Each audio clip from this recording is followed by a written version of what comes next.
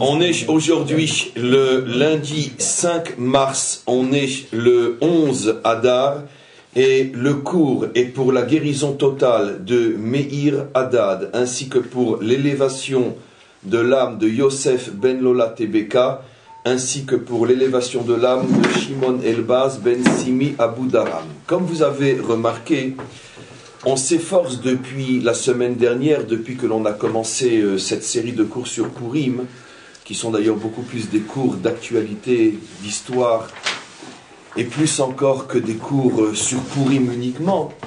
Vous avez remarqué qu'on essaye de respecter, on a un fil conducteur, et on essaye de respecter l'idée qu'on s'est tracée dès le premier cours, de montrer à quel point ce texte biblique véritablement portait bien son nom, Megillat Esther, c'est-à-dire le dévoilement de ce qui est caché. Et j'avais donc expliqué que la Megillah nous montre que pour comprendre l'histoire, il faut avancer de profondeur en profondeur et que les véritables raisons qui font l'histoire telle que nous, on la voit sur la scène, les véritables raisons sont extrêmement, extrêmement profondes, cachées, mystérieuses, et ce que l'on voit et ce que l'on interprète au niveau de la surface, ce qui est le travail d'un journaliste ou d'un historien, tout ça ne sont que des raisons qui sont l'habit, l'enveloppe des véritables raisons qui, elles, sont complètement cachées. Et donc tout le but de la Megillah, c'est de nous aider par son texte et par ses commentaires à remonter jusqu'à la source réelle première de ce qui fait l'histoire.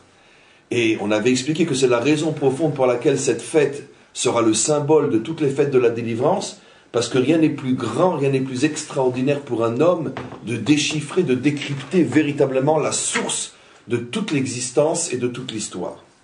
On avait donc, dans cet esprit-là, révélé quelque chose de fondamental hier. Je pense que le cours qui a été donné hier est sans doute l'un des plus grands cours qui a été donné depuis de nombreuses années, parce qu'il contenait tout d'une certaine manière, et essentiellement la vision juive et profonde des maîtres d'Israël, comment ils comprennent l'histoire, comment ils remontent à la racine de chaque chose. Ce cours sur Hitler, sur la Shoah, son lien avec Purim, son lien avec les Perses et l'Iran d'aujourd'hui, et tout ce qui a été dit et que je vous invite à revoir et revoir et revoir encore. En tous les cas, dans ce même esprit, on va continuer le cours d'aujourd'hui, et j'enchaîne, et je commence. Donc, finalement, d'une certaine manière, ce qu'on a commencé à faire hier, que je vais continuer aujourd'hui, c'est de montrer qu'il y a le texte qui volontairement nous raconte l'histoire d'une certaine manière, c'est-à-dire vu côté ignorant, tel que l'ignorant la comprend, et les commentaires vont de profondeur en profondeur remonter jusqu'à la source. Hier, on a franchi qu'une seule étape de cette profondeur, bien que on pourrait penser qu'après le cours d'hier, qu'est-ce que l'on peut encore ajouter? Je vais vous montrer combien le cours d'hier n'est qu'une étape dans la profondeur, mais qu'il y a encore d'autres étapes plus profondes encore. Je reviens maintenant. Le texte lui-même nous explique, et c'est là que malheureusement la plupart d'entre nous s'arrêtent, parce que nous lisons un texte comme nous vivons d'une manière générale, sans dépasser la vitrine. Le texte nous dit que la raison pour laquelle Aman s'est mis en colère et la raison pour laquelle il voulait détruire Israël, c'est parce que Mordechai ne s'était pas prosterné devant lui. À ce niveau-là s'arrêtent 90% de ceux qui lisent ce texte. À ce niveau-là s'arrêtent 90% de ceux qui vivent, c'est-à-dire ils ne comprennent rien à l'histoire. Hier, on a commencé à expliquer que toute cette raison donnée par le texte, volontairement pour masquer la vérité vraie, parce que la Torah fonctionne comme l'homme voit la vie et l'explique, et donc cette raison n'est qu'un masque, la raison pour laquelle nous portons des masques à Purim, parce que ce n'était pas la véritable raison. La véritable raison, comme on l'a démontré hier, et dans le langage de notre modernité, Aman n'était pas antisémite, mais antisioniste. C'est-à-dire que sa véritable motivation n'était pas de détruire le peuple juif, mais de détruire ou d'empêcher la nation d'Israël de se reconstruire. Il avait un problème avec le retour d'Israël sur sa terre. Il voulait empêcher, annuler le retour d'Israël sur sa terre. Il avait été envoyé par les habitants étrangers de la terre d'Israël ces habitants qui nous avaient volé notre terre pendant que nous étions absents de cette terre, et il avait été envoyé, infiltré volontairement et consciemment à l'intérieur du peuple perse pour pervertir le peuple perse de l'intérieur et lui faire changer son idéologie qui était au contraire très pro-juive et très pro-sioniste, comme on le sait depuis l'époque de Cyrus et de Darius. Et donc, c'est la deuxième raison qui, bien sûr, n'est pas dite explicitement dans le texte, mais que nos maîtres expliquent, qu'ils prouvent, bien sûr, à partir du texte, mais qui n'est pas visible parce que, justement, la Torah nous demande de faire cet effort pour remonter de source en source jusqu'à la source première.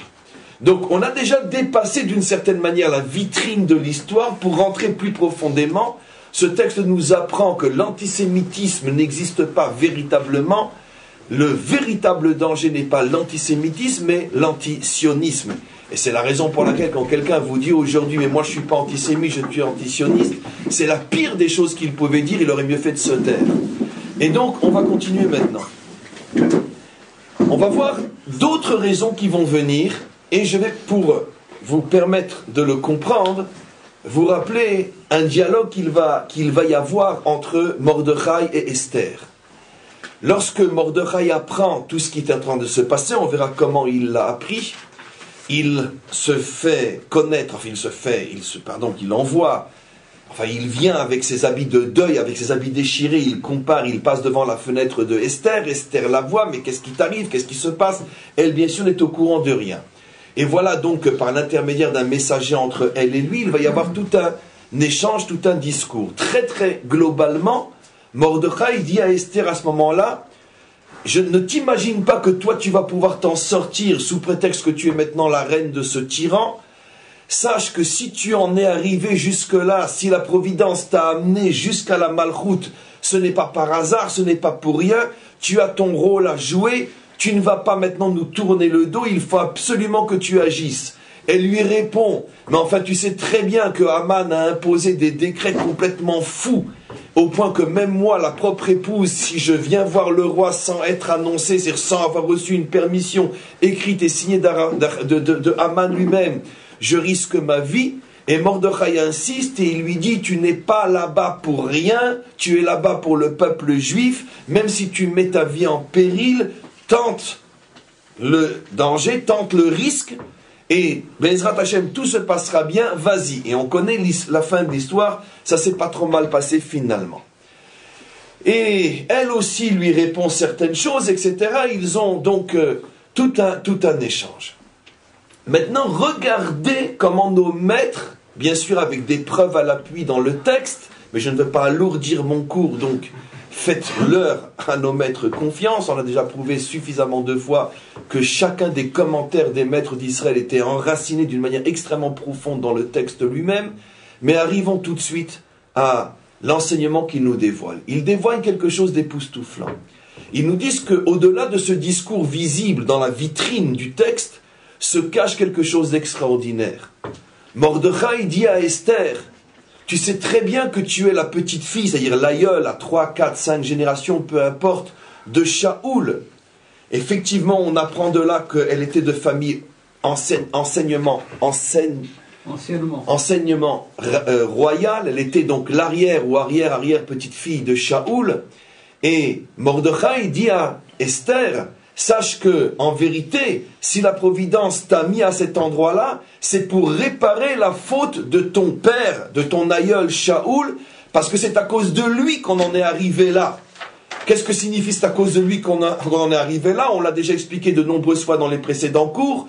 Haman Ha'agagi, Haman était un descendant de Agag, il était cet enfant sorti du ventre de la servante que Agag, le roi, avait eu le temps volontairement de mettre enceinte pour que sa descendance ne disparaisse pas, quand il était dans la prison du roi Shaoul, en attendant d'être exécuté par le prophète Shmuel. Son intention était justement de contrecarrer le plan d'Israël et de permettre à sa descendance de continuer dans l'histoire. C'est la grande faute donc qu'avait commis Shaoul. Et donc Mordechai dit à Esther, si on en est arrivé là, si on en est arrivé à ce danger, c'est la faute de ton aïeul. Tu penses bien que si Hachem maintenant t'a mis dans cette situation où tu peux intervenir auprès du roi, ce n'est donc pas un hasard. C'est à toi de sauver Israël et en même temps tu répareras la faute de Shaoul. Qu'est-ce que donc Mordechai est en train de faire comprendre à Esther? Que finalement, la véritable cause, pourquoi on en est là, c'est parce que justement ce qui n'a pas été fait par Shaoul est en train maintenant d'être payé par Israël, et c'est à nous maintenant de terminer ce que Shaoul n'a pas fait, et sa faute nous met en danger. Vous remarquez d'une manière extraordinaire que par rapport au cours d'hier, comme je l'ai annoncé au début du cours, Mordechai révèle une nouvelle notion qu'on n'a pas vue hier. Si on s'était arrêté au cours d'hier, eh bien, le cours d'hier arrive à la conclusion que Haman est un antisioniste, il refuse à la nation d'Israël le droit à l'existence, il ne refuse pas forcément au peuple juif le droit à l'existence, mais il refuse à la nation d'Israël le droit à l'existence. Et si ce n'était le problème du retour des juifs sur leur terre, il n'aurait peut-être rien décrété contre les juifs. Simplement, il se sert de l'antisémitisme qui passe mieux pour faire valoir sa demande de détruire Israël. Donc si on s'était arrêté à ce cours d'hier, on aurait pu croire que ça y est, on a toutes les raisons. Et voilà qu'aujourd'hui, on voit que Mordechai dévoile une nouvelle raison à Esther. Il ne lui parle même pas de cette histoire de la lutte contre le retour d'Israël sur sa terre. Il lui révèle une notion qui la concerne, elle. Tu es la descendante de Shaoul, la providence t'a mis là pour terminer ce que ton père n'a pas fait. De là, on voit quelque chose d'extraordinaire. Donc, d'abord qu'une nouvelle raison se dévoile, plus profonde encore que celle qui a été évoquée hier, mais on voit aussi comment la providence, d'une certaine manière, construit l'histoire. Chaque homme, parce que si c'est vrai pour Esther, et si c'est raconté dans la Torah, c'est bien sûr un message pour chacun d'entre nous. Une vie ne commence pas à notre naissance. Le problème, c'est que nous sommes, d'une certaine manière, les héritiers de tout un passé qui provoque, qui engendre, qui justifie, qui explique même notre existence présente. Et très très très souvent, quantité d'événements que nous traversons, des épreuves ou quantité de choses, sont en vérité pas pour ma vie d'aujourd'hui en tant que telle, mais parce que je viens terminer, je viens dans cette, on pourrait dire, dans ce processus, dans cette histoire des générations qui m'ont précédé, et chaque génération est porteuse, d'une certaine manière, de la responsabilité des générations qui précèdent, et il y a un travail qui a été commencé, il y a un travail qui continue, il y a un travail qui doit être terminé. Et donc c'est ce que Mordechai révèle à Esther. Est-ce que tu crois que tu existes pour toi-même? Est-ce que tu crois que ta vie peut être comprise et s'expliquer seulement depuis ta naissance jusqu'à aujourd'hui? Mais sache que tout ce qui t'arrive en vérité n'est que la continuité de quelque chose qui a commencé bien avant toi, et ton histoire ne peut être comprise que dans la perspective de cette continuité par rapport à un passé dont tu n'es absolument pas responsable. Ce qui veut dire que ici, Mordechai, encore une fois, révèle à Esther, et donc nous révèle à chacun d'entre nous, que très souvent le problème que nous avons de comprendre notre existence, c'est parce que nous essayons de la comprendre depuis notre naissance. Or, notre existence ne peut pas se comprendre depuis notre naissance parce que nous sommes les héritiers de nombreuses générations qui nous précèdent, et peut-être que l'on vient dans cette vie-là, avec tous les problèmes que nous avons, pour réparer ou continuer quelque chose qui était incombé à nos ancêtres, notre père, notre grand-père, notre arrière-grand-père, ou 5 ou 6 générations. Eux avaient une mission qu'ils auraient peut-être dû terminer dans leur vie et qu'ils ne l'ont pas fait, et ça continue sur le temps. Et voilà qu'aujourd'hui ma vie n'est que d'une certaine manière la continuité de quelque chose qui a commencé, qui me dépasse, et que je ne peux en aucun cas comprendre si je limite mon existence aux 30 ans ou 40 ans ou 50 ans depuis ma naissance. Oui. C'est le cas pour Esther, mais c'est également le cas pour Mordechai, puisque aussi il est Ish Yemani, mais aussi la tribu de Benjamin. Et si c'est l'oncle c'est le frère du père de Esther, à ce moment-là, c'est lui aussi descendant de Shaoul ou pas? Pas directement, mais tu as raison sur ta remarque, tu n'as pas tout à fait raison sur la réponse, mais on va voir qu'en ce qui concerne Mordechai, dans quelques instants, c'est encore plus époustouflant que pour Esther. En tous les cas, il est un Ish Yemini, on peut imaginer qu'il est lié à la famille de Shaoul, mais ce n'est pas le cas. En vérité, il n'appartient pas, lui, à la famille de Shaoul, il appartient à une autre famille, comme vous allez voir, c'est explicite dans le texte, c'est bouleversant, l'enseignement que nos maîtres nous ont révélé, que je vais moi aussi révéler devant vous. En tous les cas, donc encore une fois, ici, à ce niveau d'explication, Mordechai, finalement, qu'est-ce qu'il nous dit? L'histoire de chaque génération ne peut être véritablement comprise que si l'on se rappelle ce qu'ont été les générations qui précèdent, et si l'on comprend, et si l'on accepte, et si l'on intègre qu'aucune génération ne vit pour elle-même, chaque génération ne vit que dans, on pourrait dire, dans la continuité de ce qui précède, et aussi dans la perspective de ce qui suit. Ça veut dire, il y a un projet qui traverse l'histoire, il a commencé à X temps, chaque génération en fait une partie, en réalise une partie, et toutes les générations vont vers le même but qui est la réalisation du projet. En ce sens, encore une fois, Mordechai dit à Esther, sache que tu n'existes pas pour toi-même, tu n'existes que pour et uniquement pour terminer ce que Shaoul n'a pas commencé. Maintenant, évidemment, posons-nous la question sur Mordechai et lui.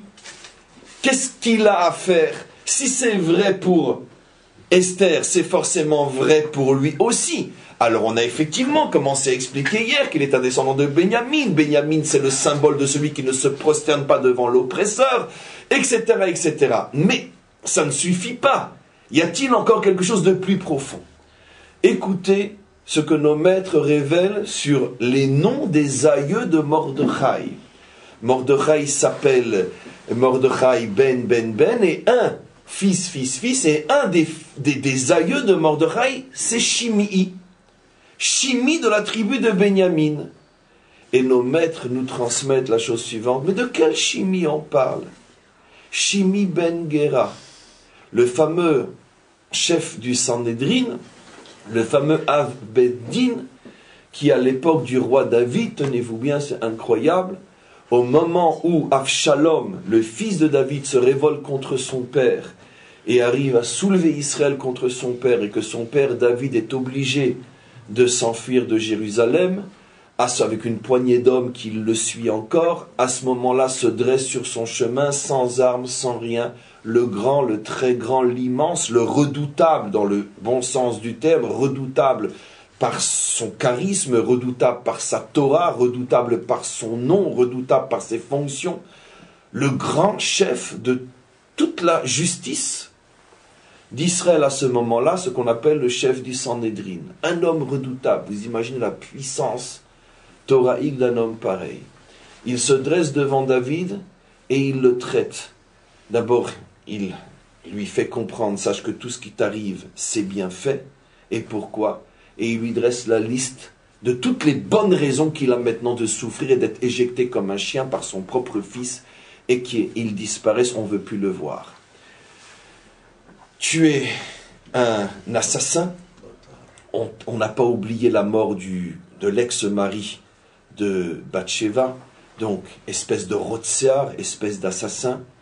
Tu es un Noef, tu es un débauché, adultère, tu as été avec la femme mariée d'un homme que tu as fait tuer après.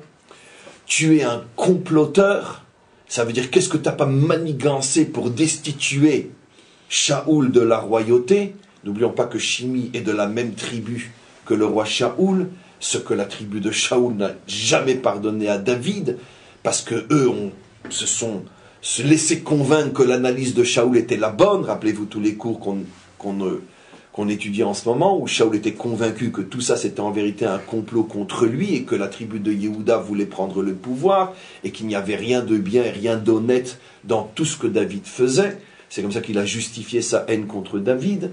Et donc bien sûr que Shimei partageait cette thèse, donc un assassin, un débauché, un traître à la nation. Mais ça c'est pas encore très bien. Mais en vérité, mais qu'est-ce que tu fais toi? Mais t'es même pas juif. Mais dégage, retourne chez toi. La France aux Français, espèce d'émigré. C'est ce qu'il lui a dit. mais tu viens de Moab, toi. Tu viens nous prendre notre travail. Mais ça veut dire quoi? Parasite, tu touches les allocs, comme ça. Donc il l'a traité de sale étranger, de sale émigré, puisque Shimi, bien sûr, faisait partie de toute cette tendance majoritaire depuis fort longtemps, et encore à cette époque-là, qui pensait que David n'était pas juif parce que Ruth n'était pas autorisée à se convertir. La grande marloquette que j'ai expliquée donc depuis de nombreux cours. Et enfin, qu'est-ce qu'il lui a dit? Et en plus, même si tu es juif, tu n'es qu'un sale bâtard. Parce qu'il y avait cette histoire sur David et sur le père avec sa mère. Rappelez-vous le cours extraordinaire fait déjà de nombreuses fois, où ils s'étaient séparés parce que Ishaï en avait marre de mettre des enfants au monde que aucune fille ne voulait épouser, parce que à cette époque-là, la tendance régnante était de dire que cette famille n'était pas juive, et personne n'en voulait. Il en avait marre de souffrir. À chaque fois qu'il voulait marier un fils, on lui faisait se comprendre, oui, vous comprenez, Il a dit à sa femme, écoute, mettre des enfants au monde pour rester comme ça, à Daï. Et ils se sont séparés. Mais vous connaissez l'histoire, il y a eu un moment où il a eu une faiblesse, c'était un homme, il a eu besoin, etc. Et donc il a donné un rendez-vous à sa servante. La servante a eu honte de venir à la place de sa maîtresse. Elle l'a vite fait savoir à cette sainte, à cette tzadékette. Elle est venue à la place de la servante. Finalement, il a été avec sa propre femme. Elle est tombée enceinte de David, mais elle n'a jamais voulu offenser son mari, lui faire honte et lui avouer qu'elle savait qu'il allait peut-être aller avec une servante. Elle a gardé le secret. Quand tout le monde a vu qu'elle était enceinte, son mari lui dit, mais qu'est-ce que tu es enceinte, toi? Ça fait des mois que je suis plus avec toi. Il l'a traité d'adultère. Il pensait que cet enfant était un bâtard. Et cette histoire-là, bien sûr, qui depuis fort longtemps avait été réparée par le prophète Shmuel lui-même, qui avait mis de l'ordre dans toute cette histoire, tout simplement en donnant l'onction à David. Malgré tout, c'est évident que les potins continuaient parce que ça arrange et ça fait vendre les journaux, et surtout, ça arrange les ennemis de David. Donc voici la longue liste que Shimei crie au visage de David. Mais qu'est-ce que tu crois? C'est normal ce qui t'arrive. Assassin, débauché, traître, immigré et bâtard. Et David à ce moment-là, Yoav qui accompagne David, tout de suite veut tuer Shimei. Pourquoi? Parce qu'il est 5 fois passible de mort. David est le roi d'Israël, et en plus, tous ses arguments sont faux. De toute façon, ils sont tous faux. Puisque, comme on le sait, un par un, il y a une réponse pour détruire cet argument. Mais à ce moment-là, David dit à Yoav, ne le tue pas. Ne le tue pas. Mais vous ne savez pas pourquoi il lui a dit de ne pas le tuer. Mes amis, il faut attendre nos maîtres dans la Megillah de Purim pour avoir la réponse. Et pourquoi il lui a dit de ne pas le tuer? Nos maîtres disent, alors, on pourrait dire parce que David est un saint. C'est un saint. Maintenant, regardons ce que disent les maîtres d'Israël. Au moment où Yoav s'apprêtait à tuer Shimei, parce que Shimei méritait 5 fois de mourir, à ce moment-là, David a une prophétie. Il voit Israël en Babylonie perse. Il voit Israël sous ce décret d'extermination. Il voit Aman et il voit qu'un personnage va les sauver. Mordechai. Et Mordechai est le descendant direct de Shimei. Il dit à Yoav, ne le touche pas. On aura encore besoin de lui. Oui. C'était Avishai. Qui non? Je pense que c'était Avishai qui voulait le tuer. Avishai Ben Zoya. Pourquoi j'ai dit quoi, moi? Yoav. J'ai dit Yoav? Non. Généralement, tu es toujours plus fort que moi, puisque tel fils, tel père. Mais cette fois-ci, je crois que le Rav a raison. Et tu vérifieras. Généralement, c'est toi qui as raison quand tu me contredis. Baruch Hashem. Heureux la génération où un Rav peut se faire contredire par un jeune homme de 15 ans. Qu'il y en a encore des millions comme toi. Mais en tous les cas, je crois que cette fois-ci, c'est moi qui ai raison. Il me semble que c'était Yoav et non Avishai. Mais si tu me montres que j'ai tort, je ferai le prochain cours, j'annonce que j'avais tort. Et en tous les cas, donc, il voit que Mordechai va sortir de lui, et c'est la raison pour laquelle, disent nos maîtres dans la Megillah, David demande à son général d'épargner Shimi. Et Mordechai le sait, qu'il est le descendant de Shimi. Et là, regardez aussi la chose extraordinaire. Vous allez comprendre maintenant, et ça s'est dit entre autres dans le Targum, pourquoi, c'est la réponse extraordinaire. Tous nos maîtres se cassent les dents, et chacun donne une réponse respectable en soi, mais chacun qui lit ces réponses sent qu'il manque quelque chose. Et voilà, grâce au Targum, on a enfin compris. Écoutez la réponse et écoutez les questions. La question est écouter certaines réponses, et surtout la bonne et la vraie. La question était, mais de quel droit Mordechai refuse-t-il de se prosterner devant Aman? J'ai expliqué hier, parce que c'est un descendant de Benyamin, et Benyamin ne se prosterne pas devant l'oppresseur. Benyamin, c'est les Juifs de la trempe du Rayatz, le beau-père du Rabbi, qui, quand il est arrêté pour la 100e fois par la police de Staline, parce qu'il continue à enseigner la Torah sous le régime stalinien, et que dans l'une des caves du KGB, devant ces tortionnaires, lorsqu'il refuse de dénoncer ceux qui sont avec lui, où se trouvent les écoles cachées, où se trouvent les mikvés cachés, à ce moment-là, l'un des comment on appelle ça, ceux qui posent des questions, un des tortionnaires sort son revolver et lui met sur la tempe et lui dit, si tu parles pas, je tire. À ce moment-là, le Rayatz le regarde en face avec un sourire qui lui a sauvé la vie, tellement c'était fort. Il lui dit, mais qu'est-ce que tu crois? Tu m'impressionnes avec ton joujou. Ce joujou ne peut faire peur qu'à celui qui a plusieurs dieux et un seul monde. Mais moi, j'ai un dieu et plusieurs mondes. Ce joujou ne m'impressionne pas. L'autre a été tellement impressionné qu'il n'a pas tiré. Ça, c'est Benyamin, même que lui n'était pas de la tribu de Benyamin, mais ça, c'est le Ophi Benyamin. Un juif n'a pas peur de son oppresseur. Donc c'est ce qu'on a expliqué hier. Mais ça suffit pas, disent nos maîtres, parce que ça c'est bien quand ça ne met que ta vie en danger. Mais là tu mets tout Israël en danger. En plus ça a été reproché à Mordechai. Il y a eu un moment où il y a eu une manifestation. Les femmes sont venues avec leurs enfants. Les mères avec leurs nourrissons au sein. Mais t'es fou, mais t'es un malade mental. Tu veux faire le héros, fais-le dans une cave du KGB, mais fous-nous la paix. De quel droit il met tout Israël en danger? Parce que la vraie réponse est celle qu'on dit maintenant. Mordechai savait qu'il était le tikkun de Shimi. Et Shimi, normalement, d'après le Din Torah, était passible de mort.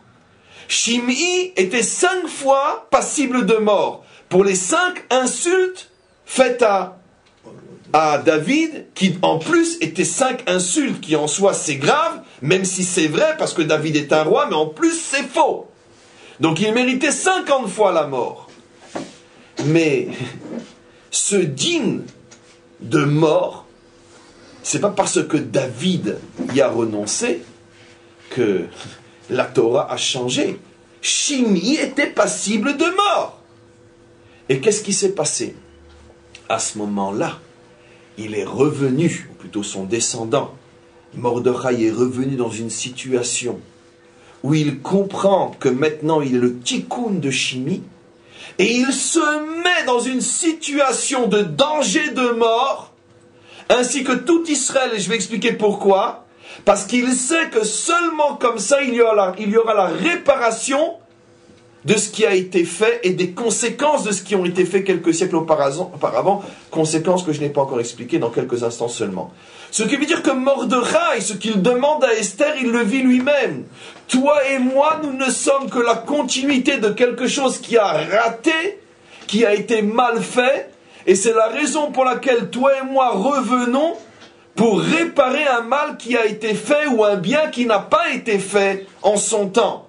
Et donc sache que ton histoire et mon histoire est une histoire providentielle qui s'inscrit dans tout un talir, dans tout un processus qui a commencé bien avant nous.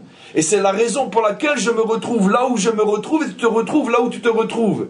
Et encore une fois, comme cette histoire est dans la Torah, elle est donc un message pour chacun d'entre nous, cette histoire nous fait comprendre que chacun d'entre nous à son petit niveau est aussi, au-delà de sa propre vie, porteur de quelque chose qui a commencé bien avant lui et qui doit continuer bien après lui. Dans cette perspective, un homme voit sa vie avec une noblesse, avec une responsabilité incroyable. quand on prend conscience que toutes les générations avant moi ont besoin de moi, et que toutes les générations après moi ne recevront que ce que je vais leur donner, c'est clair que je prends ma vie extrêmement au sérieux. Et je ne peux plus vivre à tuer le temps, comme si, bon, c'est banal, parce que j'ai tout Israël qui attend mon existence et ma réussite pour réparer le passé, le continuer et passer le relais aux générations qui viennent. Donc ça, c'est ce que Mordechai comprend. Mais ça va plus loin que ça, mes amis. Regardez ce que Mordechai comprend. Mordechai comprend qu'à cause de Shimi, dont lui est le descendant, les Juifs en sont arrivés à cette situation. Mais oui, mes amis. Et regardez l'explication extraordinaire. Shimei, c'est beaucoup plus qu'un homme qui insulte David. Shimei est le symbole d'une grande partie d'Israël qui n'a jamais accepté David, la famille de David et la royauté de David. Ce fameux monstre du Liotnès qui à chaque occasion sort sa tête pour dire « je suis encore là ». David n'a jamais été accepté par tout Israël. Il y a toujours eu dans le peuple une grosse partie du peuple et très influente qui ne le voulait pas. Déjà toute la tribu de Benjamin. En plus, bien sûr, tous ceux que David dérangeait parce qu'un dirigeant, surtout avec le charisme de David, dérange. Et aussi et surtout, tous ceux qui pensaient, indépendamment de la tribu, que David ne pouvait en aucun cas être roi d'Israël, parce que de toute façon, on ne sait même pas s'il était juif. Et donc ça faisait énormément de monde. Et surtout dans la troisième thèse, qui refusait David parce qu'on ne savait pas s'il était juif, se trouvait une grande partie des plus grands maîtres d'Israël, dont Shimei à cette époque. Et donc quand Shimei a pris la tête de toute cette partie d'Israël qui ne reconnaissait pas David en tant que juif, donc évidemment pas en tant que roi, et Shimei a fait partie de ceux qui ont entretenu cette déchirure à l'intérieur d'Israël, déchirure qui ne s'est jamais véritablement réparée, et qui, à la moindre occasion, a terminé de déchirer complètement l'habit et en faire 2 morceaux. Et quand l'habit a-t-il été complètement déchiré et devenu 2 morceaux dans le fameux schisme, à l'époque du fils du roi Salomon, comme on le verra en son temps, puisque c'est des cours sur la Bible, sur le Tanakh, le schisme est la conséquence directe à 99% de ce refus d'Israël d'admettre la famille de David comme étant une famille juive et donc à combien plus forte raison une famille royale. Et dès que le monstre a eu la possibilité de relever sa tête, c'était pas toujours facile, surtout quand David était vraiment au pouvoir, et à plus forte raison Salomon, là c'est clair que tout le monde s'est tenu à carreau, mais dès qu'il y a eu une brèche, par exemple, David fuyant Jérusalem, le monstre ressort sa tête, Shimei, ou Rechavam, le fils de Salomon, qui était un roi très faible, sans personnalité et sans caractère, le monstre ressort sa tête, et cette fois-ci, c'est le schisme. Il y en a marre de David. On n'en veut plus de toi. C'est exactement ce que dira Jéroboam, qui n'était pas de Benjamin, mais de Yosef, ce qui est la même chose, puisqu'ils sont de la même mère, Rachel, c'est la même tendance. C'est ce qui fera dire à Jéroboam, descendant direct de Yosef, on ne veut ni de toi, ni de ta famille, il lui dira. Qu'est-ce que ma famille elle a à voir? Dis que tu veux pas de moi, tu veux pas ma famille. Mais c'est ça le problème, c'est parce que tu viens d'une famille que l'on n'a jamais acceptée. Ce qui veut dire que Shimei joue un rôle fondamental, comme étant l'un des relais de cette brisure qui finalement a fini par prendre le dessus sur le Ham Israël. Et on sait tous, mes amis, que c'est à cause du schisme qu'il y a eu la destruction du premier temple, puisque le peuple juif s'est divisé, la désunion fait la faiblesse, et le premier royaume a été détruit par Sanchériv, et le deuxième par Nabucodonosor. Donc, l'un des responsables presque directs de la présence des Juifs devant Aman est qui? Et Shimei. Regardez ce que la Torah nous apprend, la responsabilité d'un homme. Des fois, je fais des choses aujourd'hui dont les conséquences dramatiques ne vont apparaître que entre Shimei et Mordechai, je vais vous dire, je vais aller très très vite, entre Shimi et Mordechai, il y a pratiquement 500 ans. Comment je le sais? 410 ans de temple construit par Salomon, une cinquantaine d'années avant, et 70 ans d'exil, un peu plus de 500 ans. Ça veut dire que les conséquences terribles, un génocide, presque, pour le peuple juif, du comportement d'un homme 500 ans avant. Vous comprenez, mes amis, pourquoi celui qui dit « mais qui je suis, machin, ma vie, je tue le temps, nana ». Vous comprenez qu'en soi, c'est déjà un crime contre l'humanité? Tu peux faire des choses aujourd'hui dont les conséquences vont apparaître dans 500 ans, ou tu peux être aujourd'hui quelqu'un qui a le devoir de réparer quelque chose qui a été fait il y a 500 ans. Ça veut dire que la vie est extrêmement sérieuse, la vie est quelque chose d'inimaginable. Donc Mordechai sait que si aujourd'hui le peuple juif est en danger de disparition, c'est parce qu'il y a eu la destruction du temple. Et s'il y a eu destruction du temple, c'est parce qu'il y a eu schisme. Et s'il y a eu schisme, c'est parce qu'il y a eu des gens comme Shimi qui se sont battus toute leur vie contre la royauté de David. Et moi, je suis un descendant de Shimi et moi, je ferai le tikkun. Et comme Shimi est le responsable, qui a mis, l'un des responsables les plus importants, qui a mis tout le peuple juif en danger de disparition, parce que sans Malchut de David, il n'y a pas de peuple juif, automatiquement maintenant, moi, le descendant de Shimi, je vais prendre la tête d'Israël et je vais faire le tikkun. Je vais nous mettre tous en danger, mais cette fois-ci, non pour détruire, mais pour réparer. C'est la raison véritable pour laquelle Mordechai a pris sur lui de se mettre en danger, de mettre en danger tout Israël, parce qu'on a un principe fondamental. Pour réparer, il faut réparer de la même manière qu'il y a eu le dommage. Le dommage était que Shimi a mis dans le mal tout le peuple juif en danger. La réparation sera que Mordechai, son descendant, mettra dans le bien tout le peuple juif en danger. Et comme c'est dans le bien, ça va réussir. Tu avais une question? Oui, comment on peut comprendre que Shimi s'oppose en fin de compte à Shmuel? C'est-à-dire que Shmuel est quand même un prophète, il reçoit ses instructions d'Hachem directement. Comment, même, je veux dire, d'un point de vue logique ou technique, il peut s'opposer à Shmuel?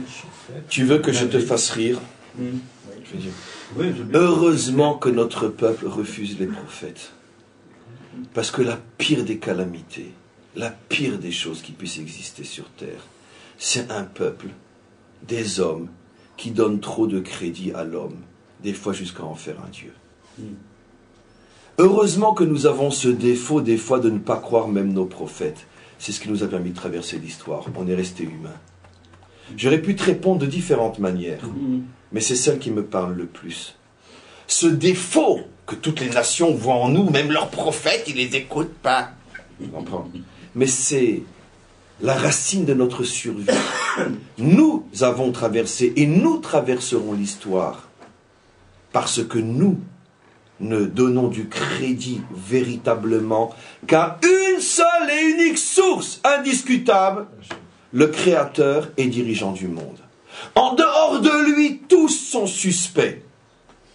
Et même si il est évident que Shmuel n'est pas suspect, mieux vaut commettre la terrible, grave, impardonnable faute de ne pas croire dans un vrai prophète que de commettre une erreur encore plus dramatique et plus terrible encore de diviniser un homme. Vous comprenez? Donc c'est pour ça que notre peuple, le vrai, comme Shim'i, avec tout ce qu'on dit de mal, c'était un vrai juif, ont toujours été très très très méfiants vis-à-vis de « Dieu m'a parlé, Dieu m'a dit ». D'accord? Et ta sœur. Parce que quand un homme vient au nom de Dieu m'a parlé, Dieu m'a dit, on sait jusqu'où ça peut aller. Donc c'est vrai qu'au niveau de Shim'i, c'était une faute. C'est vrai. Mais cette faute est aussi révélatrice du tempérament proprement juif. Je ne crois et ne me soumets que devant Dieu. Un point, c'est tout. Encore une fois, la faute de Shimei était une faute, mais elle est révélatrice d'un tempérament juif salutaire. Je me méfie des hommes. Je ne crois qu'en Dieu. Moi, je croyais qu'il s'appelle Mordechai Yehudi, c'est parce qu'il est de Yehuda. Et justement, on va y arriver. Non, il est Ish Yemini, et la raison pour laquelle il s'appelle Ish Yehudi, on va le voir encore dans le cours d'aujourd'hui. Oui, c'est ce qu'on croit, effectivement. En vérité, il y a eu une discussion, il y en a qui disent que sa mère était d'Yehuda, son père était de Benjamin, parce qu'il est appelé dans le texte à la fois Ish Yehudi, donc dans le contexte biblique, Ish de la tribu de Yehuda, mais on sait qu'il est Ish Yemini, la Torah le dit aussi, un Ish de Benjamin. Et d'après notre tradition, il était véritablement un Ish Yemini. Donc, on va continuer. Je fais le résumé parce qu'on a encore pas mal de choses à dire. On a donc monté une vitesse. On a vu hier que toute la raison du décret était l'histoire de l'antisionisme, raison vraie, mais on voit aujourd'hui une raison encore plus profonde, qui montre que même celle d'hier n'est que l'habit de celle-là. La véritable raison pour laquelle les Juifs se sont retrouvés dans cette situation-là, c'est parce qu'il fallait faire le tikkun de la faute de Shaoul et de Shimi. Le tikkun de la faute de Shaoul par Esther et le tikkun de la faute de Shimi par Mordechai. On arrête le cours? Non. On va aller encore plus loin. Il y a encore une autre raison, plus profonde encore, et il y a cette raison plus profonde encore que je vais donner, une raison encore plus profonde, et j'espère qu'on aura le temps de tout dire aujourd'hui. On a trouvé combien de raisons pour l'instant? La première, celle que nous dit le texte, la vitrine. Aman n'est pas content parce qu'on ne se prosterne pas devant lui. Après, celle rapportée par Nomet parce que Aman voulait arrêter le retour d'Israël sur sa terre. Celle encore apportée par Nomet parce que Mordechai et Esther sont les tikkuns de Shaoul et de Shimei. Et maintenant, on va avoir une quatrième raison, et je laisse deviner qu'il y en a une cinquième, puisqu'il y a 5 parties dans le nom divin, il y a forcément 5 raisons. Il y a 5 noms, secrets par le nom Mordechai aussi. Hein? Et maintenant, regardez. La quatrième raison. Il y a un verset où il est dit où Mordechai yada kol asher naasa vaikra et begadav. Mordechai a compris tout ce qui était en train de se passer et il a déchiré ses habits. Nos maîtres posent la question, qu'est-ce que ça veut dire il a compris? Ou Mordechai yada vaikra et begadav. Qu'est-ce que ça veut dire il a compris? Il a compris quoi? Si c'est le décret, alors le texte n'aurait pas dû dire au Mordechai Yada. Tout Israël, Yada, tout Israël a entendu. C'est marqué après qu'ils sont tous jeûnés, ils ont pleuré. Et c'était marqué dans les journaux, puisque c'était affiché sur chaque rue et dans chaque ville, le temps du temps, levez-vous pour exterminer les Juifs. Donc pourquoi le verset dit Vayada? Lui, Mordechai, il a su. Tout le monde sait. Même les goïms savent. Et donc nos maîtres ici nous rapportent une tradition vraiment bouleversante. C'est pas, il a su, comme ceux qui ont lu les journaux de l'époque, il a su, comme Moshe avait dit en son temps, Achen Noda et Adavar, j'ai compris. Mordechai a compris la véritable raison de tout ce qui était en train de se passer. Pourquoi tout ça? Pourquoi sommes-nous dans une situation de risque de génocide? Qu'est-ce qu'on a pu déjà faire pour en arriver à cette situation-là? Mais tiens, Mordechai devrait écouter notre cours, on lui a déjà révélé pourquoi. Soit parce que Aman était antisioniste, soit parce que tu viens toi-même de dire que tu es le tikkun de Shimi et qu'elle est le tikkun de Shaoul. Non, il cherchait plus profondément encore. Et regardez ce que disent nos maîtres. Dans le langage parabolique des maîtres d'Israël, ils disent la chose suivante. Mordechai cherchait, il pleurait, il voulait savoir la vraie raison, la vraie de vraie, celle qui est encore plus profonde que tout ce qui vient d'être dit. Hachem lui a envoyé Eliaou Hanavi, Eliaou le prophète, qui se révèle dans chaque génération jusqu'à aujourd'hui aux grands maîtres d'Israël pour leur révéler des choses secrètes. Et il lui a dit, tu veux savoir quelle est la véritable raison du décret? Eh bien, je vais te le dire. Avant que je vous le dise, comprenez que s'il faut, et c'est ça le décodage de la parabole, s'il faut Eliaou pour venir le révéler à Mordechai, ce qui veut dire que Eliaou va révéler quelque chose que Mordechai, aussi grand soit-il, n'aurait jamais pu comprendre de lui-même. C'est la raison pour laquelle dans leur langage codé, nos maîtres nous disent que c'est venu de la part de Eliaou. Ça veut dire que c'est une révélation qui vient d'en haut. Mordechai, tout immense qu'il était, tout prophète lui-même qu'il était, n'aurait pas pu arriver à cette prise de conscience. C'est quoi? Israël a fait 2 fautes. Une faute à l'époque de Nabuchodonosor et une faute à l'époque d'Assuérus. Qu'est-ce qu'ils ont fait? Demande Mordechai à Eliaou d'expliquer. À l'époque de Nabuchodonosor, à l'époque de Daniel, à l'époque de Ishaël, Hanania, Michel, Azaria et Hanania, quand Nabuchodonosor a fait cette grande statue qui avait une tête en or, qui avait le haut du corps en argent, qui avait le bas du corps en cuivre, qui avait les jambes en fer et qui avait les pieds en fer mélangé d'argile, et que cette statue immense, il l'a mis au milieu d'une grande plaine, et qu'il a rassemblé tous les peuples qu'il dominait et oppressait, et évidemment, bien sûr, les Juifs, sur cette grande plaine, et il a amené des soldats avec des trompettes, et il a dit au troisième son de trompette, tout le monde se prosterne devant ma statue, tout le monde s'est prosterné devant la statue, sauf trois parmi tout Israël, Michel, Hanania et Azaria, qui ont été immédiatement jetés dans la fournaise et qui s'en sont sortis d'une manière miraculeuse. Mais tout Israël s'est prosterné à ce moment-là. Et cette faute-là, Hachem ne l'a pas oubliée. Ah bon? Très bien. Et demande Mordechai, mais alors, si... Bon, ne discutons pas sur le bien fondé de la faute et de sa conséquence, mais supposons même que ça soit effectivement une faute qui puisse justifier le génocide d'Israël. Bien qu'on peut vivre une parenthèse, et alors pourquoi pas le génocide de toute l'humanité? Parce que tout le monde s'est prosterné, se prosternera devant des statues. Jusqu'à aujourd'hui, 6 milliards de personnes sur 7 se prosternent devant des statues. Donc, seulement la statue, elle a changé de nom, elle a changé de forme. Ça peut être une Ferrari, ça peut être une croix, ça peut être tout ce que vous voulez. Mais ça reste une statue quand même. Donc, peu importe la question, et vous imaginez la réponse. Pourquoi c'est nous qui devons à chaque fois payer pour tout le monde? Mais peu importe. Mais Mordechai demande à ce moment-là à Eliaou, mais je ne comprends pas, si c'est une raison suffisante en tant que telle, alors pourquoi attendre Assuérus, déjà à l'époque de Nabuchodonosor, aurait dû se lever à Haman pour nous détruire? Et lui répond, non, attends. Non, il fallait aussi une autre faute pour arriver à la conclusion du décret. S'il vous plaît. Quelle était la conclusion du décret? Nos maîtres disent, le décret a été écrit au moment où Israël s'est prosterné devant la statue, mais il a été signé seulement à l'époque d'Assuérus, et la signature dépendait d'une autre faute. Quelle est la faute? Le michté, ce fameux banquet. Quand il a invité tout le monde, et que la nourriture était cachère, il n'y avait pas de problème, chacun a reçu selon ses coutumes, les juifs tunisiens ont eu la pkaela, les juifs ashkénazes ont eu le gefilte fish, les marocains ont eu le poisson harif, chacun a eu ce qu'il avait besoin. Mais le problème c'est que on les a servis, on leur a donné à manger dans les ustensiles du temple, et personne n'a branché, tout le monde a fait comme s'il ne voyait pas la provenance de ces ustensiles-là.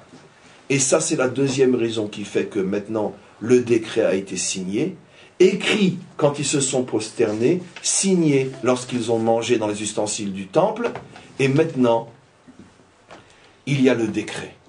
Et Eliaou répond, mais en vérité, c'est aussi une parabole, le maître du monde l'a signé, c'est à cette époque-là on mettait un sceau, c'est pas de la cire, il lui dit, c'est uniquement de l'argile, avec un petit coup tu feras tout sauter. Et Mordechai demande, c'est quoi le petit coup que je dois mettre sur le tampon pour le faire sauter? Prie de toutes tes forces, toi Israël, le décret s'en ira. Donc une très jolie parabole, magnifique, etc. Mais revenons-nous à l'essentiel. Qu'est-ce que ça veut dire? Un décret signé, écrit, un décret signature, et qu'est-ce que ça montre? Mes amis, le décodage est hyper facile. Ces deux fautes sont le reflet des deux situations fondamentales, et il n'y en a pas une troisième pour les Juifs en exil. Où les Juifs sont oppressés, et ils sont menacés par la terreur et par la force, où les Juifs sont assimilés. On leur ouvre toutes les portes et on leur dit « Soyez comme tout le monde, on vous laisse toutes les libertés, on vous laisse atteindre et acquérir et accéder là où vous voulez accéder. Tout vous est donné. » Comme on le sait, dans notre histoire de l'exil, on n'a jamais été confronté à une autre situation que celle-là. généralement d'une génération à une génération, et très souvent dans la même génération, il y a un endroit où les Juifs connaissent l'oppression et un autre endroit, la liberté. Comme on le sait à titre d'exemple tellement simple qu'il est terrifiant, à la même époque où les Juifs partaient en fumée, à cette même époque, pas si loin de ça, aux États-Unis, les Juifs commençaient à prospérer, à connaître le début d'une assimilation inimaginable dans la liberté, dans la tolérance, dans tout ce qui fait que jusqu'à aujourd'hui, le judaïsme américain est le symbole, on pourrait dire, de ce doux exil dont il est si dur, qu'il est si dur de quitter tellement il est doux et facile. Et donc, finalement, ici, il y a un symbole. À l'époque de Nabuchodonosor, l'exil était un exil d'oppression totale, où les Juifs n'avaient bien sûr aucun droit. Les Juifs étaient affamés, persécutés, exécutés d'une manière arbitraire, des pogroms, en veux-tu, en voilà, comme les textes bibliques en sont pleins, et surtout les en sont pleins, et surtout notre tradition orale, qui raconte que Nabuchodonosor avait mis les Juifs dans une province où se trouvaient à côté d'autres exilés venant d'ailleurs, mais qui étaient foncièrement antisémites, des Ukrainiens si vous voulez, et qu'il les avait mis là exprès, en sachant que les Juifs seraient constamment attaqués et pogromisés par leurs voisins, à qui on avait donné des armes, et bien sûr pas aux Juifs. Donc c'était une horreur. L'un des points culminants de cette horreur, c'est quand il a invité 200 ou 300 ou 400 ou 500 000 Juifs ou 1 million de Juifs à se prosterner devant la statue, et que malheureusement, par peur de l'extermination, ils se sont prosternés, sauf 3. Donc l'exil de Assuérus, de Nabuchodonosor, représente l'oppression dans ce qu'elle a de plus terrible sous toutes ses formes.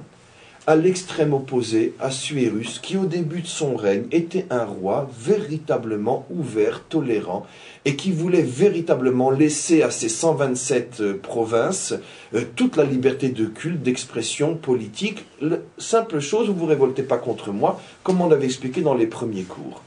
Et donc à ce moment-là, les Juifs jouissaient d'une liberté totale, mais il y avait un prix à cette liberté, car rien n'est gratuit dans ce monde.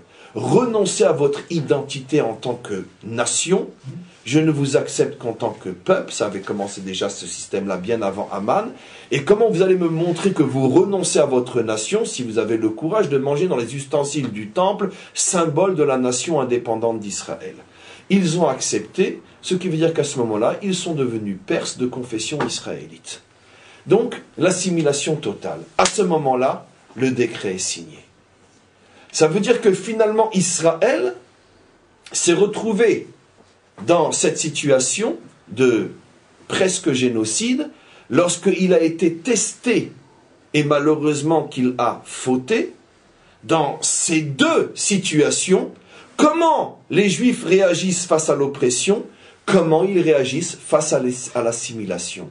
Lorsque face à l'oppression, tu renonces à ton identité religieuse, et lorsque face à l'assimilation, tu renonces à ton identité nationale, ce qui fera faire dans nos générations, ce qui fera faire dans nos générations aux Juifs les plus assimilés, comme les Juifs libéraux, etc., ce qui leur fera retirer du rituel de prière toutes les prières qui ont une connotation retour sur notre terre, comme « et que nos yeux puissent revoir ton retour à Tsion », etc. Toutes ces prières-là ont été annulées du rituel des prières des Juifs libéraux ou autres.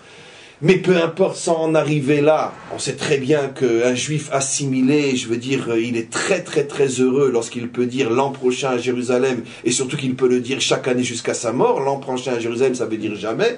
Pourquoi ? Parce que l'assimilation, quand elle est douce, est beaucoup plus agréable que de vivre en Israël. C'est évident que d'une certaine manière, vivre dans le New Jersey, ou à Miami, ou à Los Angeles, ou peu importe, ça peut être, même pour un juif religieux, beaucoup, beaucoup plus facile que de vivre à Jérusalem ou à Bnei Brak ou à Tel Aviv. En tous les cas, les juifs ont été testés sur les deux facettes de l'exil, ils ont fauté, il y a eu à ce moment-là le décret. Donc voilà que finalement, la Torah, ou à travers Mordechai, nous révèle une quatrième raison Nous pensions que la raison du décret, mais regardez cette merveille, c'était parce que Mordechai a énervé Aman. Le cours d'hier, mais pas du tout, c'est parce que Aman était un antisioniste qui avait été envoyé par les Shomronim pour faire stopper le retour d'Israël sur sa terre, empêcher la création de l'État d'Israël. On supporte déjà difficilement les colonies, c'est-à-dire tous les kibbutz qui se sont installés depuis un siècle et demi, encore un État, ça jamais. Et donc, ça c'était la deuxième raison. Après, aujourd'hui, on en a vu déjà deux autres. Mais non, même cette deuxième raison, c'est pas encore suffisant. La troisième raison, c'est parce qu'il y avait un tikkun à faire de ce qui avait été raté dans les générations précédentes. Shaoul et Shimi. Et voilà une quatrième raison, c'est parce que Israël a été testé comment il se comporte en exil, et il a succombé à l'oppression, il a succombé à l'assimilation. Voilà les deux tests. Ce qui veut dire que, j'ouvre juste une parenthèse, ce texte terrifiant nous apprend que quand Israël accepte de se soumettre à l'oppression et bafoue son identité juive, puisqu'il s'agissait de se prosterner devant l'idole, ou se fond dans l'assimilation et oublie son identité nationale, c'est là que le peuple juif se met en danger. C'est la raison pour laquelle, il n'y a pas si longtemps que ça, pour ne reprendre que l'un des deux aspects de ce que je dis, on a fait un cours où on mettait en garde les juifs américains, on leur disait de partir le plus vite possible, parce qu'après des décennies et des décennies, d'une certaine manière, d'assimilation à un système qui finalement est tellement doux et tellement agréable et tellement pro-juif, se cache un danger inimaginable, c'est que lorsque le juif cesse de faire valoir son droit au retour et sa dimension nationale, et qu'il se sent américain juif, c'est précisément dans cette situation qu'il peut se mettre en danger, comme les Français de confession israélite en leur temps, ou comme les Allemands de confession israélite en leur temps. Oui. C'est intéressant, c'est que ces deux fautes, elles sont aussi comme pendant la faute du Vaudor et la faute des Meraglim. Puisque la faute du Vaudor, c'est la prosternation devant une idole. Et puis la faute des Meraglim, c'est le fait de ne pas vouloir entrer en Israël comme le renoncement au retour. C'est fondamentalement fantastique. C'est finalement l'expression des deux fautes fondamentales décrites par la Torah, la faute du Vaudor et la faute des explorateurs. Le refus de devenir une nation, la faute des explorateurs, et se soumettre à une idole, la faute du Vaudor. Mais, malgré le fait que tu as déjà dit énormément, en rappelant quelle était la racine de cette faute-là, on va aller encore plus loin, on va rajouter à ce que tu dis, et on va voir quelle est la cinquième raison, et on s'arrêtera là, nos maîtres ne vont pas plus loin, qui est finalement la raison de toutes les autres. Comment ça fonctionne? Comme des poupées russes ou chinoises qui se mettent l'une dans l'autre. Des poupées russes. Pour l'instant, on a la quatrième raison, qui pour l'instant est la vraie.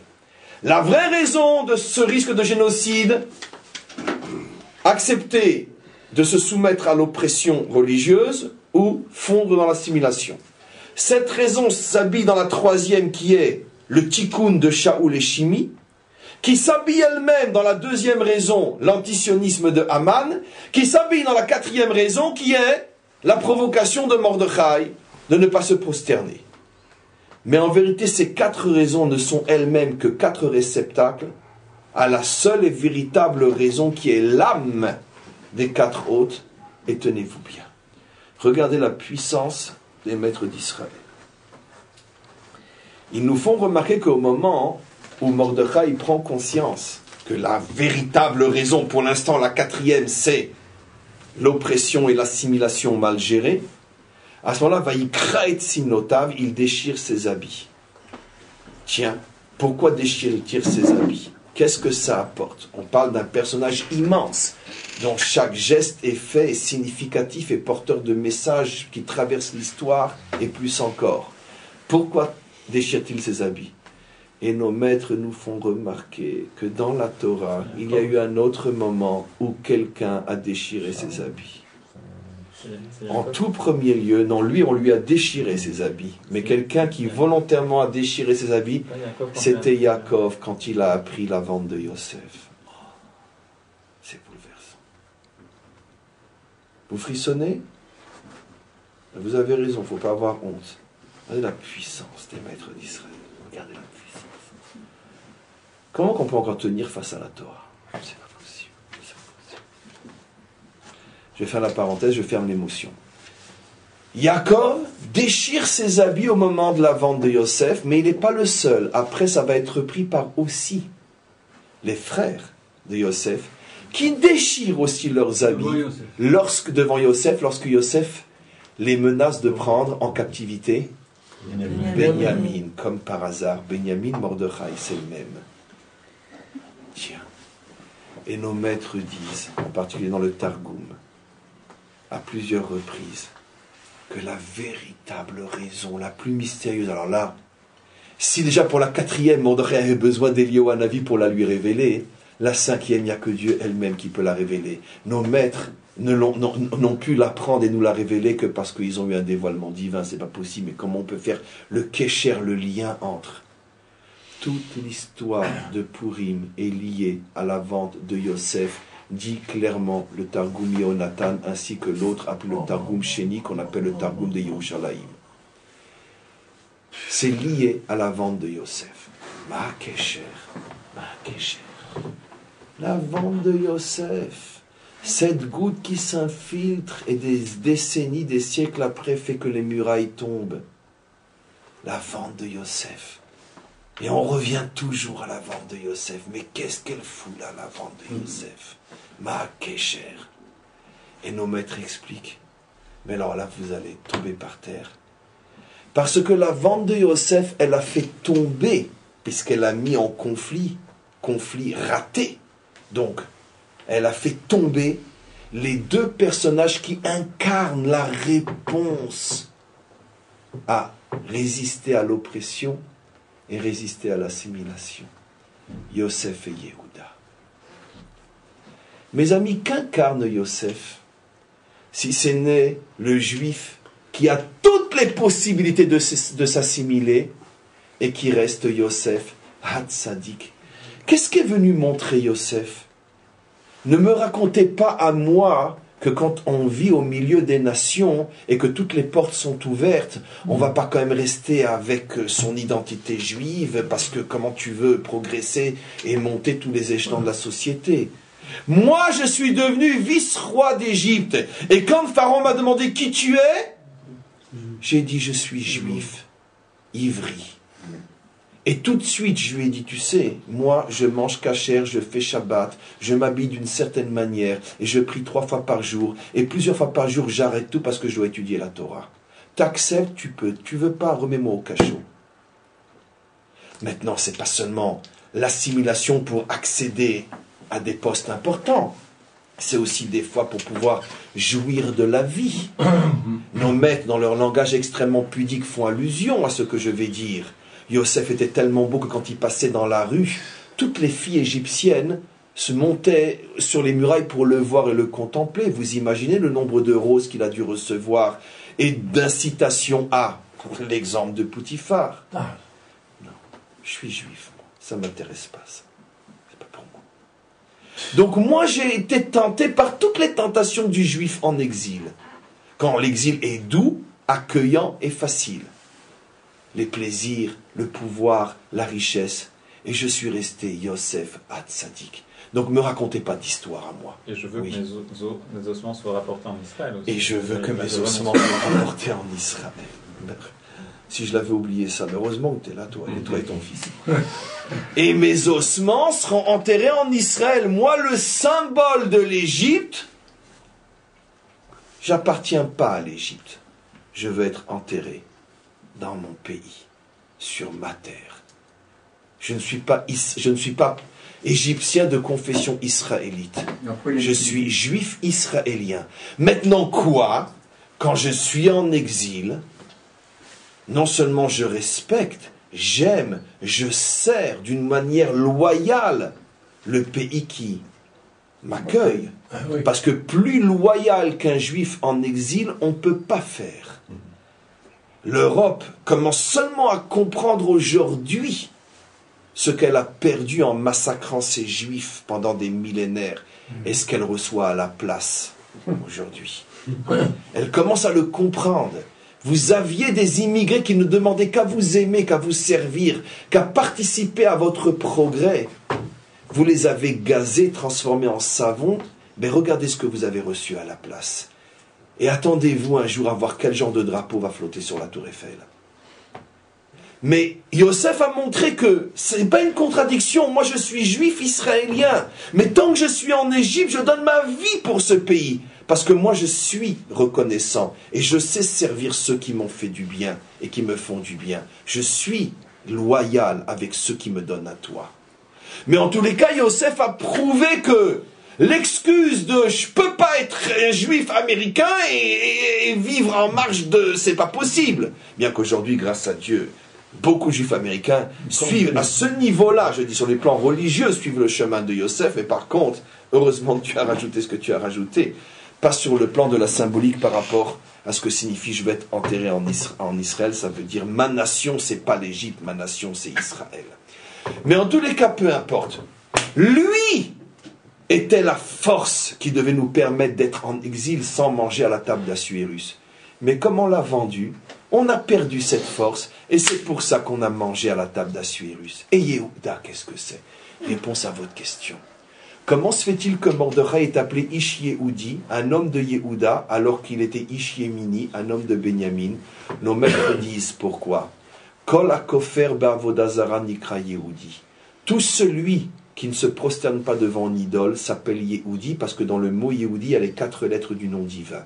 C'est le seul nom des tribus d'Israël qui a toutes les lettres du nom divin dedans. Et donc celui qui ne reconnaît que Dieu s'appelle Yehudi, même s'il est d'une autre tribu.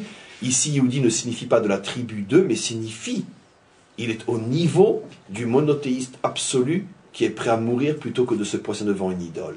Et c'est pour ça qu'il est appelé Yehudi, à cause de cette qualité, Mordechai qui de famille était de Benjamin. Yehuda, effectivement, comme on le sait, incarne dans le peuple juif la force qui ne se prosterne pas devant les idoles. À la différence de Benjamin, qui, comme j'ai dit hier, est la force qui ne se prosterne pas devant l'oppresseur. Mais la force qui ne se prosterne pas devant l'idole d'autres dieux, cette force, on la doit à Yehuda. Yehuda a reçu la force de Hashem Elokeinu Hashem Echad. Benjamin a reçu la force de Lo Yichav et Lo Yishtachave. Qui tu es, toi, pour que je me prosterne devant toi? Même s'il n'y a pas de connotation religieuse, comme j'ai bien expliqué hier. Donc maintenant, on comprend que Yehuda ayant fauté avec la vente de Yosef, lui aussi, il a abîmé sa qualité. Et c'est la raison pour laquelle, des siècles plus tard, il manque au peuple juif ces 2 qualités. Il lui manque la force de Yehuda, il se prosterne devant les idoles. Il lui manque la force de Yosef, il s'assimile sous prétexte qu'on lui ouvre les portes. Et c'est pour ça que quand Mordechai comprend ça, il déchire son habit. Il dit, tout a commencé le jour où Yehuda et Yosef ne se sont pas mis d'accord. On a perdu ces 2 forces. Vous avez vu cette merveille? Comment toute cette histoire remonte à des explications absolument incroyables, merveilleuses. Et donc, encore une fois, et on conclut le cours d'aujourd'hui, ce texte biblique porte bien son nom, Megillat Esther, dévoiler tout ce qui est caché. Et vous comprenez que dans cette perspective-là, ce que l'on fait au niveau de la Megillah est bien sûr vrai au niveau de toute la Torah, et surtout et aussi est vrai au niveau de l'histoire, au niveau de notre existence, et au niveau de notre existence individuelle. Être capable de remonter jusqu'aux sources profondes de mon vécu, c'est ce qui permet à l'homme de recevoir, de ressentir des forces inimaginables, parce qu'il est sûr qu'il est porteur d'une mission qui lui donne des ailes et qui lui permet de réaliser des choses absolument incroyables. Et il reçoit à ce moment-là des forces surnaturelles, parce que c'est plus lui uniquement. C'est lui attaché à toutes les générations qui le précèdent et toutes les générations à venir.